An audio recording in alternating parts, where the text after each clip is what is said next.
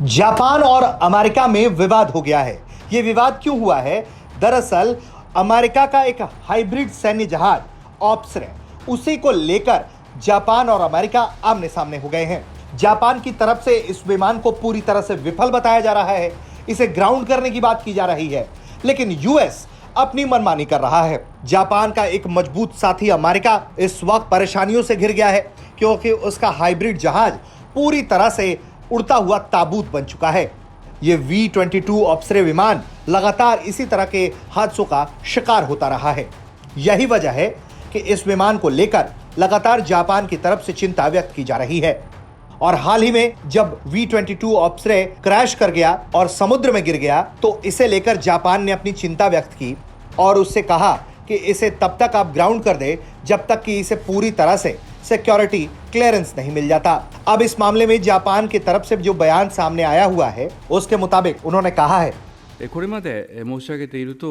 कि जैसा कि मैंने पहले आपसे कहा कि इस हादसे के बाद हमारी सरकार ने, साथ ही जापान के सुरक्षा मंत्री और जापान के विदेश मंत्री ने भी ऑफिशियली अमेरिका से ये मांग की है कि वो ऑप्सरे के फ्लाइट्स डिप्लॉयमेंट को लेकर ग्राउंड कर दे और उसे तभी इस्तेमाल करे जब वो सेफ हो। इसके बाद वो कहते हैं, हमारी चिंता इसलिए भी और ज्यादा है, हमारी गुजारिश के बाद भी ऑप्सरे लगातार उड़ान भर रहा है, जो कि चिंता का विषय है।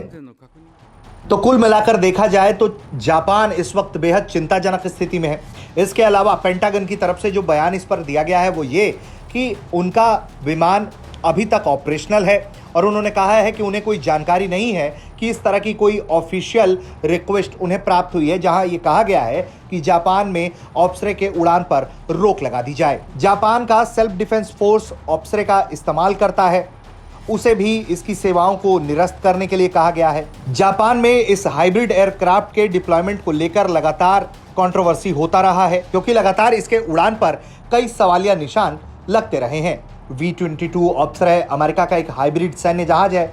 इसकी खासियत है कि यह शॉर्ट रनवे में उड़ान भर सकता है और हेलीकॉप्टर के तौर पर वर्टिकल टेक ऑफ और लैंडिंग कर सकता है। हालांकि बीते कुछ सालों में यह लगातार हादसे का शिकार हो रहा है, उससे अमेरिका की चिंता बढ़ गई है। और हाल ही में ये जो हादसा हुआ वो जापान के पश्चिमी यागामुची से इवाकुनी बेस से ओकिनावा क्षेत्र में केडेना बेस पर ये जा रहा था और उसी वक्त ये हादसे का शिकार हुआ। याकुशिमा द्वीप जापान के सबसे दक्षिणी मुख्य द्वीप क्यूशु के दक्षिण में स्थित है। ब्यूरो रिपोर्ट, भारत तक।